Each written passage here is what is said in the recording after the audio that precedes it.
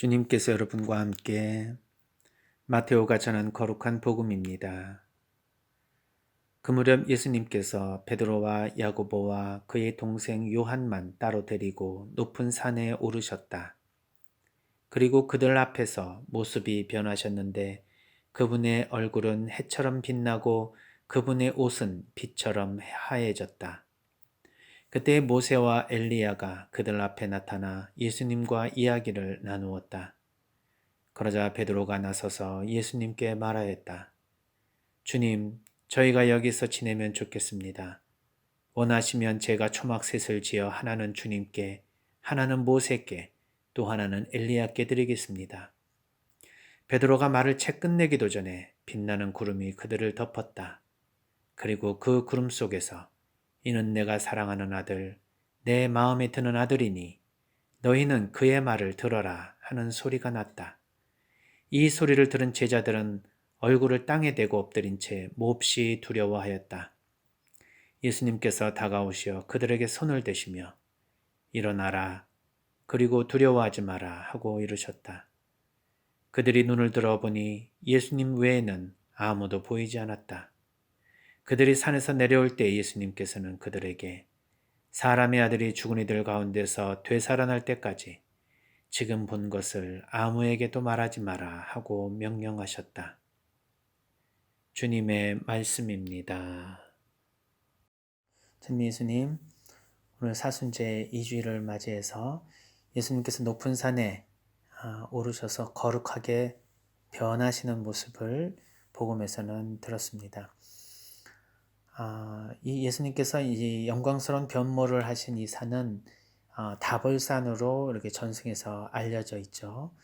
보통 이스라엘 평야에 밥그릇을 엎어놓은 듯한 이 다볼산이 아니고서는 높은 산이라고 말할 수 있는 산이 특별히 없기 때문에 전통적으로 이스라엘에서는 예수님이 이 다볼산에서 거룩한 변모를 하셨다라고 생각을 한 것 같습니다. 그래서 이제 4세기에 헬레나도 이 다볼산의 성전을 봉헌하게 되고 7세기에는 예수님과 모세, 엘리야를 위한 성당이 지어진 것으로 보아 이 다볼산이 아마 예수님께서 거룩하게 변모하신 산이다 이렇게 알려져 있죠. 오늘 이 복음 말씀을 이해하기 위해서는 사실 예수님께서 그 다볼산에 변모하기 이전에 베드로 사도에게 너는 나를 누구라고 생각하느냐 하셨던 그 마테오복음 16장 15절에서 16절까지의 말씀을 먼저 이해해 볼 필요가 있습니다. 너희는 나를 누구라고 하느냐 하고 예수님께서 물으시자 시몬 베드로가 스승님은 살아계신 하느님의 아드님 그리스도이십니다 하고 대답합니다. 마치 이제 교과서에 나온 대답을 그대로 하는 듯한 느낌을 배제할 수가 없습니다. 그때 예수님은 당신의 순환과 부활을 처음으로 예고하십니다. 당신은 예루살렘에 가서 고난을 받고 죽임을 당했다가 사흘날에 살아나야 한다는 말씀을 하시죠. 그러자 베드로는 갑자기 충격에 빠집니다. 그러면서 절대 그런 일은 있어서는 안 된다고 반대하게 되죠. 예수님은 이 말씀을 듣고 베드로가 얼마나 예수님을 사랑하는지를 아마 느끼셨을 겁니다. 그러나 예수님께서는 그 감정을 넘어서서 좀 더 이성적인 그러한 태도로 베드로에게 좀 마음 속상하게 말씀하십니다. 사탄아, 내게서 물러가라. 너는 나에게 걸림돌이다. 너는 하느님의 일은 생각하지 않고 사람의 일만 생각하는구나. 베드로가 상처를 많이 받았겠죠. 예수님 위해서 드린 말씀인데 오히려 예수님께 꾸지람을 들었으니까요. 그러니까 이 마태복음 16장 15절의 말씀은 베드로 사도는 예수님이 누군지를 분명히 알고 있습니다. 즉 신원과 신분을 알고 있는 것이죠. 그러나 예수님의 그 참된 인격을 만났는가? 정말 예수님이 정말 누구라고 생각하는지에 대한 신분이 아니라 그 정체성을 확실히 알고 있느냐에 대한 것은 아직 검증이 되지 않았다. 즉 베드로 사도는 예수님을 겉으로는 알고 있지만 더 깊이 알기 위해서는 좀 더 시간이 필요하다는 것을 우리는 이 복음을 통해서 알 수 있는 것이죠. 즉 베드로는 하나님의 아들 예수 그리스도라고 고백했지만 예수님께서 순환하고 돌아가시며 부활해야 된다는 말씀은 거부합니다. 아직 예수님에 대해서는 알고 있지만 예수님을 인격적으로 알지 못한다는 것을 뜻하고 있습니다. 즉 예수님의 신원은 알고 있지만 예수님을 인격적으로 만나지 못한다는 것은 무엇일까? 그것은 우리가 알고 있는 예수님이 사실 피상적인 예수님의 겉모습만을 알고 있는 것은 아닐까? 정말 예수님을 알고 있다면 우리의 삶의 변화가 이루어지며 예수님께서 가르쳐 주신 그 가르침을 따르지 않고서는 예수님을 알고 있다고 말하기가 어렵다는 얘기를 우리는 이 복음을 통해서 알 수가 있습니다. 즉 예수님께서 가르쳐 주신 예수님을 따르는 사람, 즉 예수님을 알고 있다는 사람은 십자가를 지고 그 십자가를 통해서 영광에 이르는 길을 알 수 있는 사람이어야만 예수님을 진정 알고 있다고 하고 예수님을 따르는 제자라고 말씀을 하시는 것이죠. 즉 예수님이 여기에서 이제 사탄아 물러나라라고 한 것은 바로 지난주 예수님께서 광야에서 사탄에게 마지막 유혹을 당한 성전 꼭대기에서 나에게 무릎을 꿇고 경배하며 온 세상을 주겠다라고 하는 그 말씀을 예수님께서 거부하셨던 바로 그 맥락과 일치합니다. 즉 예수님이 하나님의 아들이라는 것과 그렇기 때문에 십자가 고통을 당하지 않아야 된다는 것은 일치되지 않는 내용이라는 거죠. 오히려 하나님의 아들이시면서도 십자가를 지셔야 되는 참 이런 아이러니한 이러한 예수님의 삶의 모습, 그리고 그것을 우리에게 왜 전해주시는지, 우리도 그와 같은 삶을 따라야 하는지에 대한 이유를 우리는 점차적으로 이 마태복음 사가를 통해서 계속해서 묵상하면서 따라올 수 있도록 이 복음 말씀은 진행이 되고 있습니다. 그래서 이제 예수님은 당신의 모습이 하나님의 아들이지만 그러나 십자가를 져야 될 그러한 이유가 무엇인지에 대한 설명을 이 변모 사건을 통해서 이제 더 구체화 시켜주시는 것이죠. 방금 이야기했던 그 베드로 사도의 고백 이후 6일이 지난 뒤에 베드로와 야고보 그의 동생 요한만 따로 데리시고 높은 산에 오르십니다. 마태복음 17장 4절 바로 오늘 복음 말씀 주님 저희가 여기서 지내면 좋겠습니다. 원하시면 제가 초막 셋을 지어 하나는 주님께 하나는 모세께 또 하나는 엘리야께 드리겠습니다 하고 베드로가 말합니다. 이 복음 말씀은 이제 공관 복음이니까 이 예수님의 거룩한 이 변모 사건은 굉장히 중요하기 때문에 이제 마르코와 루카 복음에도 나오는데요. 마르코 복음 9장 6절과 루카 복음 9장 33절에 보면 이 마테오 복음 17장 4절의 말씀과 약간의 차이가 있습니다. 그것은 이 초막 셋을 지어서 하나는 주님께 모세께 엘리야께 드리겠다는 말씀은 똑같은데 마테오 복음에서는 제가 지어드리겠습니다 하고 베드로가 말하지만 마르코와 루카 복음은 베드로뿐만 아니라 야고보와 그의 동생 요한 이 셋이 저희가 초막 셋을 지어드리겠습니다 라고 말하고 있습니다. 그럼 왜 마테오 복음 사가는 루카와 마르코 복음과 달리 베드로가 직접 1인칭으로 자신이 지어주겠다고 말했느냐? 이것은 마테오 복음 사가의 굉장히 중요한 신학적 의도가 숨어 있다고 볼 수 있는 것이죠. 바로 이 변모 사건 바로 이전에 예수님이 하느님의 아드님 예수 그리스도라는 것을 고백한 장본인 그 자체가 베드로이기 때문에 그렇습니다. 그 베드로가 그때 예수님께 꾸지람을 들었으면서도 아직 예수님이 왜 그런 꾸지람을 했는지 자신은 예수님을 위해서 한 말인데 예수님은 마귀야 물러가라고 말했던 것이 무엇인지를 깨닫지 못하고 있었던 것이죠. 그래서 예수님의 이 거룩한 변모를 통해서 너무도 영광스러운 모습을 보니 그냥 그곳에서 머물러서 영원히 행복하게 살고 싶다는 마음을 표현하는 그 당사자가 바로 그 고백을 했던 베드로였다는 것을 강조하는 것입니다. 그래서 제가 초막 셋을 지어드리겠습니다 라고 말을 하게 되죠. 그러자 하늘에서 이는 내가 사랑하는 아들, 내 마음에 드는 아들이니 너희는 그의 말을 들으라는 말씀이 들려집니다. 어디에서 많이 듣는 말씀 아닙니까? 네, 이는 내가 사랑하는 아들, 내 마음에 드는 아들이다. 바로 예수님께서 세례 받으실 때 성령이 내려오시면서 들려주셨던 말씀과 똑같습니다. 그러니 예수님의 세례 때 이 세상에서 당신께서 나타나신 그 세례를 받으신 이유와 거룩한 변모 때 예수님께서 세상에 적어도 이 세 제자들 앞에서 나타나시면서 변하셨던 모습에 된 그 근본적인 의미는 같다는 것입니다. 즉 하느님의 진정한 사랑하는 아들, 그리고 하느님 마음에 드는 아들이라는 것으로서 고대 그리스어의 그런 용례를 보면 내 마음에 드는 아들이라고 하는 것은 일치감, 즉 하느님과 분리할 수 없는 일치를 하시는 예수님이라는 뜻을 가지게 됩니다. 빛의 신비, 2002년에 우리가 이제 로사리오 기도를 드릴 때 빛의 신비를 이제 새롭게 하게 됐잖아요. 그런데 빛의 신비에 예수님께서 세례를 받으신 거와 또 예수님께서 거룩하게 변모하신 것을 이 빛의 신비에서 묵상하는 것처럼 이 두 사건은 굉장히 밀접히 연결되어 있다는 것을 우리가 알 수 있습니다. 그러나 세례 때는 내가 사랑하는 아들, 내 마음에 드는 아들이다 라는 말씀만 들려왔지 오늘 거룩한 변모 사건에서 들려주는 그 다음의 말씀은 없었습니다. 즉 여기에서 한 발짝 더 나아간 것이죠. 예수님의 세례 때 잠깐 예수님에 대해서 언급하다가 이제 예수님이 어떤 분이신지를 조금 더 한 발짝 더 나아가서 알게 되는 것입니다.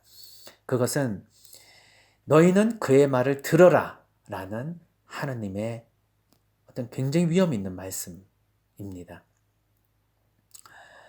이 말씀을 듣고 제자들은 거의 실신할 정도로 두려움에 쌓여서 땅바닥에 엎어지게 되는 것이죠. 예수님의 정체성, 즉 예수님께서는 하나님의 아드님이시지만 그분께서 해야 될 일은 이 세상에서 순환하시고 돌아가시며 부활하신다는 이 당신의 첫 번째 순환 예고의 핵심적 메시지를 들으라는 것입니다. 즉 그의 말을 들으라는 것은 예수님께서 가르쳐 주신 하나님 나라의 선포에 대한 말씀, 이것도 포함이 되지만 지금 이곳에서의 이야기는 예수님의 첫 번째 순환 예고를 하신 바로 그 말씀의 핵심을 이해하라는 것이죠. 그것은 십자가 없이 구원은 없다는 것입니다. 초막 셋을 지어 영광 이르는 길을 십자가를 통해서만 가능하게 된다는 것을 알으라는 것이죠. 그러니 제자들은 얼마나 두려웠겠습니까? 예를 들면 자신이 지어야 할 십자가를 미리 알게 된다. 우리가 앞으로 받을 고통이 무엇인지를 미리 알고 있다 하면 우리는 얼마나 두렵겠습니까? 자신의 죽음을 미리 알려준 의사를 저주하면서 자신의 죽음을 두려워하고 죽어가는 사람을 본 적이 있습니다. 어떤 사람에게서는 죽음을 미리 준비하기에 오히려 감사한 그리고 그것을 수용하는 마음을 가질 수 있는 사람은 너무도 행복한 사람이겠죠. 그러나 자신이 죽어간다는 사실을 알고 깨닫는 순간 그것은 너무도 큰 고통이라고 말씀하시는 분들도 많이 보았습니다. 그것은 이 고통, 죽음이라고 하는 그런 가장 큰 고통뿐만 아니라 우리가 앞에서 살아가면서 닥쳐질 모든 우리의 시련과 고통들을 미리 예측한다면 우리는 그것을 두려워하고 불안해하며 현재 지금의 삶을 살지 못할 정도로 위축되고 그리고 우리는 그 고통으로 하루하루를 살아갈 수 없을 정도로 아마 자괴감을 가지고 살아갈 것입니다.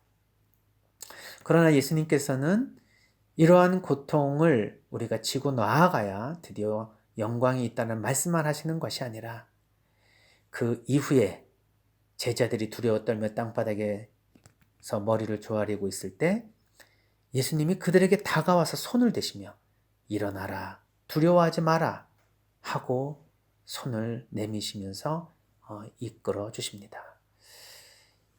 저는 이 복음 말씀의 핵심은 저는 이 일어나라, 두려워하지 마라라는 데 있다고 묵상을 했습니다.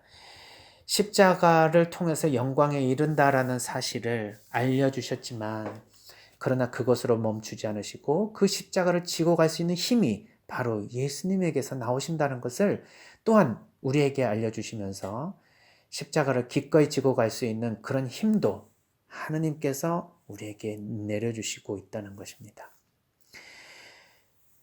엘리야와 모세와 함께 계시는 예수님의 모습은 구약을 대표하는 두 인물과 함께 그것을 연결해서 예수님을 생각하라고 하는 그러한 성서 말씀의 핵심적인 메시지죠.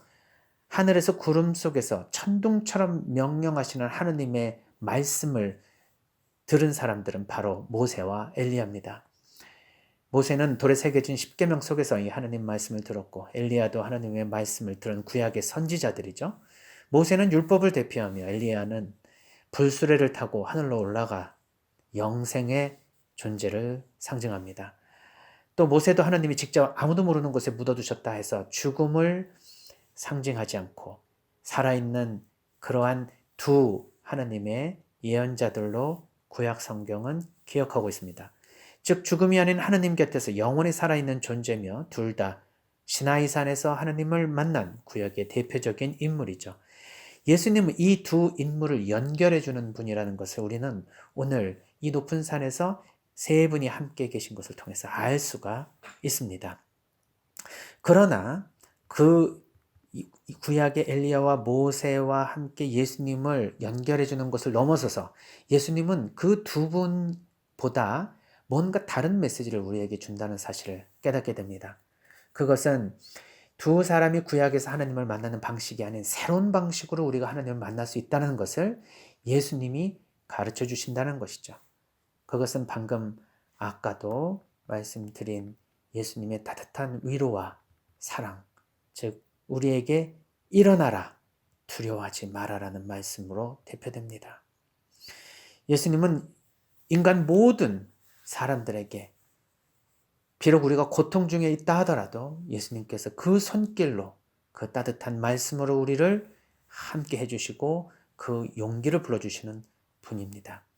이 사랑과 연민의 손길 그리고 그 따뜻한 말씀으로 우리는 아무리 십자가 고통이 힘겨워도 그것을 이겨낼 수 있는 힘을 예수님으로부터 받게 된다는 것이죠.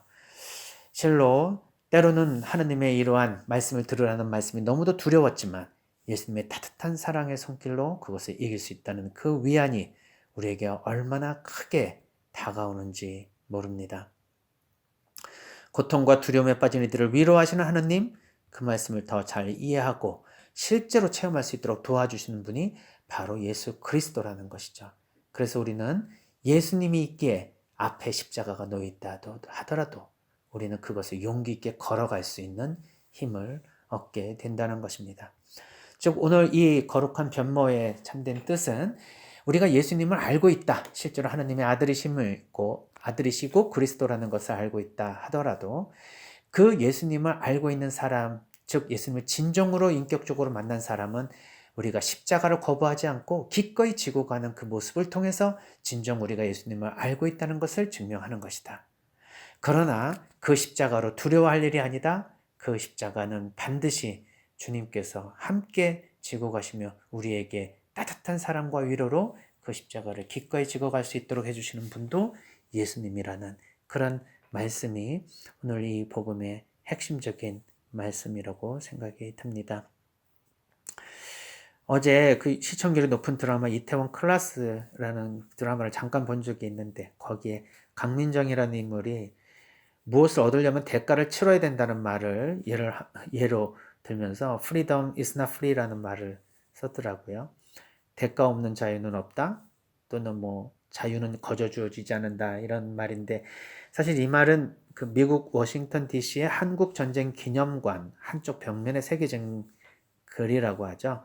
요즘에는 트럼프 대통령이 한국의 방위비 인상을 요구하면서 한국이 자유를 누리는 대가를 좀 더 치르라는 말로 사용되어서 좀 그 의미가 물질적인 것으로 좀 퇴색하는 것 같아서 안타깝지만 그러나 신앙인에게 있어서는 또 굉장히 중요한 묵상을 해줄 수 있는 말이라고도 생각을 어저께 했습니다.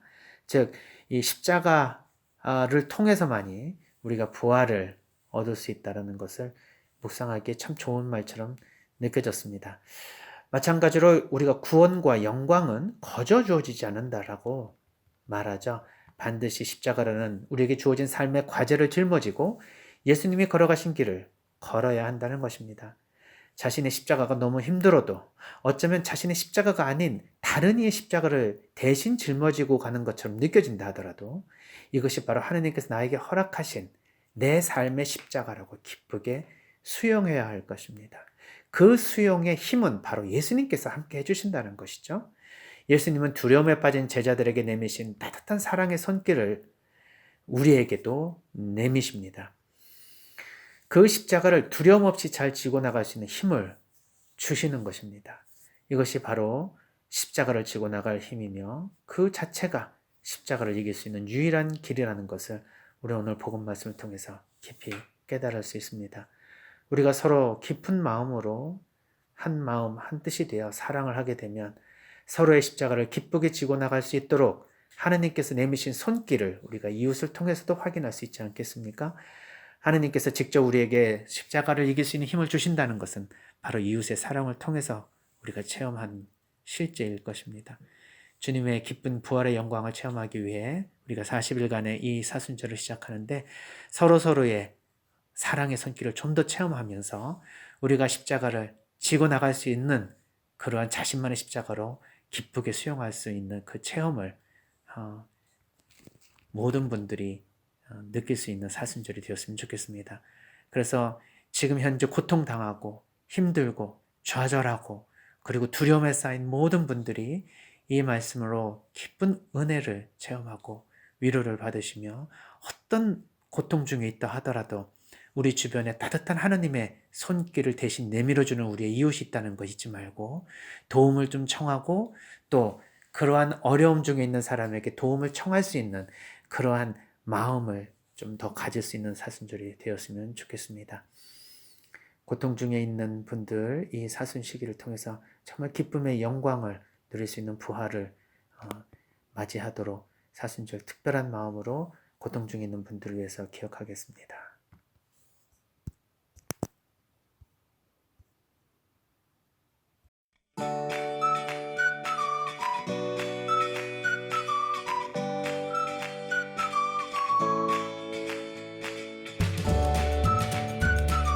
생태맘 청국장. 국산 콩은 한 가마에 요즘 45만 원 정도 합니다. 수입 콩은 국산 콩이 6분의 1 정도 한다고 그럽니다. 근데 저희들은 단 한 번도 수입 콩을 쓴 적이 없습니다. 성필리포 생태 마을에서는 콩값이 뛰어도 내려도 가물어도 풍년이 들어도 흉년이 들어도 청국장 가루는 지난 10년 동안 1kg에 3만 원 판매 변함이 없습니다. 우리 생태맘, 우리 청국장 가루 이름이 생태맘입니다. 생태마음, 엄마의 마음, 이런 것을 합쳐서 생태맘 청국장 가루입니다. 미국 FDA 식품의약청 심사도 통과해서 1년에 50만 달러어치를 벌써 3년째 수출도 하고 있습니다. 어쨌든 여러분들 청국장 가루 많이 구매하셔서 맛있게 많이 드시기 바랍니다. 저는 아침에 밥숟갈로 2숟갈 물에 타서 마십니다.